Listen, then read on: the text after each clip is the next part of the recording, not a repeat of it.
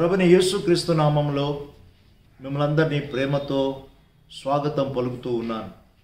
నేటి వాక్య భాగం చదువుకుందాం. కీర్తనలు 37వ అధ్యాయం 8వ వచనం వినండి. కోపము మానుము, ఆగ్రహము విడిచిపెట్టుము, వ్యసన పడకము, అది కీడుకే కారణము. ప్రియమైన దేవుని బిడ్డలారా, దేవుని యొక్క వాక్యము మనతో ఎంత సూటిగా మాట్లాడుతుందో. మానవునిలో కోపము, ఆగ్రహము ఇవి తప్పకుండా ఉంటాయి. నాలో కోపము లేదు, నాలో ఆగ్రహము లేదు అని ఎవరూ చెప్పలేరు.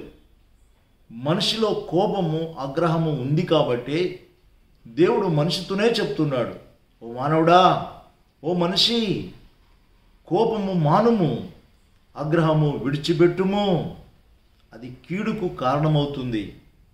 ఇందులో 2 మాటలు మనము విడిచిపెట్టాలి. దేనిని విడిచిపెట్టాలి?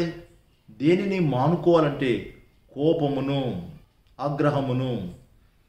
ఈ రోజుల్లో కోపతాపాలకు లోనై ఆ ఆవేశాన్ని అదుపు చేసుకోవడం చేతగాక బంగారం లాంటి వారి జీవితాలను వారి చేతులతోనే పాడు చేసుకుంటున్న కుటుంబాలు, దంపతులు, పిల్లలు, అన్నదమ్ములు, అక్క చెల్లెళ్ళు, సొంత వారు, తోబుట్టున్న వారు ఎందరో ఏకాకిగా జీవిస్తూ ఉన్నారు. కోపముతో, ఆవేశముతో కొంతమంది భార్య పిల్లలను చావగొడుతూ ఉంటారు, వారి ఎముకలను ఇరగగొడుతూ ఉంటారు. ఇలా నీ భార్యను, నీ భర్తను కోపంతో చావగొడుతున్నావేమో. కొట్టడం అంటే కర్రతో కొట్టడం కాదు. కొంతమంది వారి మాటలతోనే కొడుతూ ఉంటారు. ఆ మాటల ద్వారా వారి యొక్క హృదయాలు ఎంతగానో గాయాలతోనే నింపబడి ఉంటాయి, గాయంతో ఉంటాయి ప్రియులారా.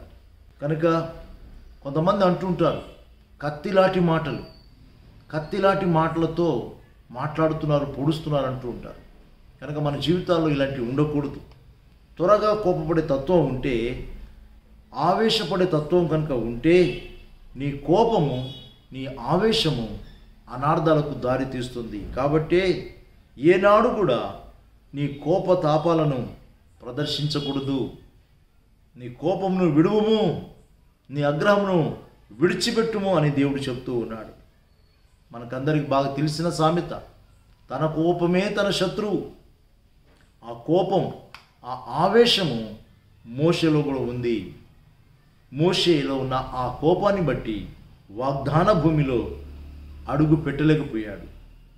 కానీ అదే మోషే సాత్వికంతో, దీనత్వంతో జీవించడం ద్వారా గొప్ప నాయకుడయ్యాడు.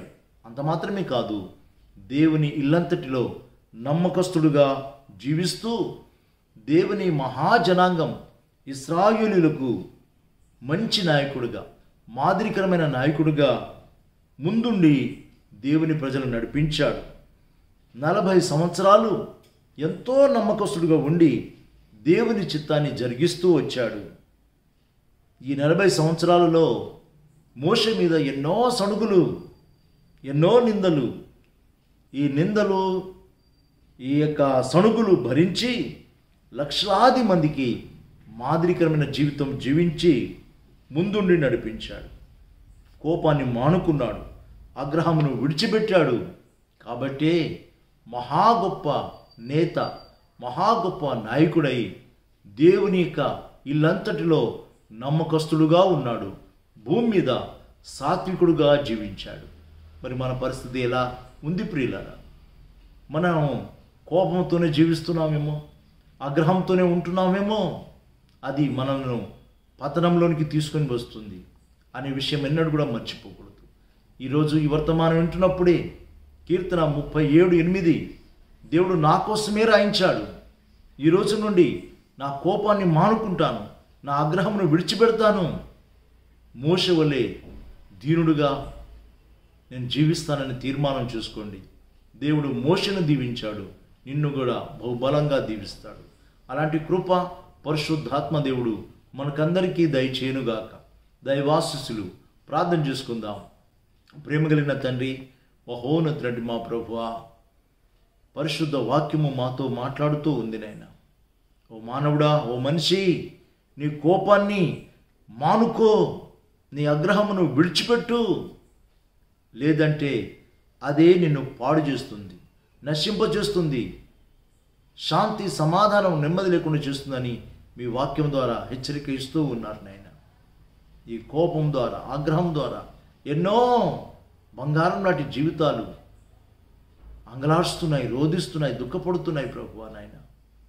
మీ వాక్యం ద్వారా హెచ్చరింపబడి నాయన ప్రభు నమ్మకస్తులుగా జీవించడానికి సహాయం చేయమని యేసు ప్రభు పేరిట ప్రార్థిస్తున్నాం తండ్రి.